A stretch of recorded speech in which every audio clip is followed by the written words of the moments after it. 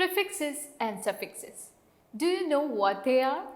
This is Sweetie from Axis Language School and I'm here to help you.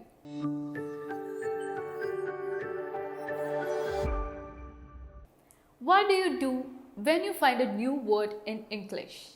Before you reach for your dictionary, do you try to figure out what it means?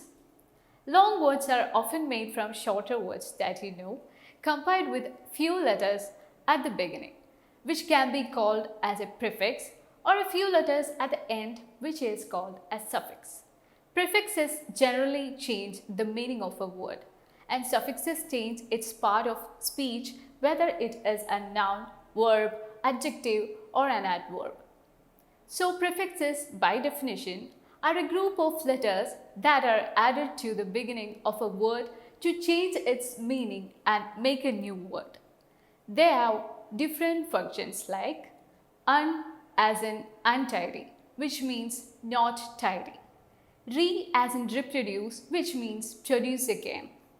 Miss as in misunderstand, meaning understand wrongly. Coming to suffixes. Suffixes can be a letter or letters added to the end of a word to form a new word. Like prefixes, suffixes also have a variety of functions. Less as in sleepless, which means not having enough sleep.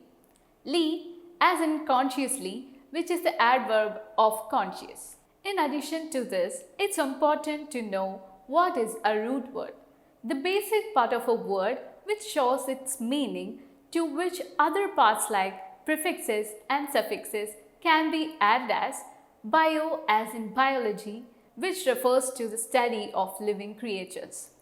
Another one is chrono as in chronometer, which is a tool for measuring time. So I hope you are clear with prefixes, suffixes and the root word. Thank you so much for watching this video.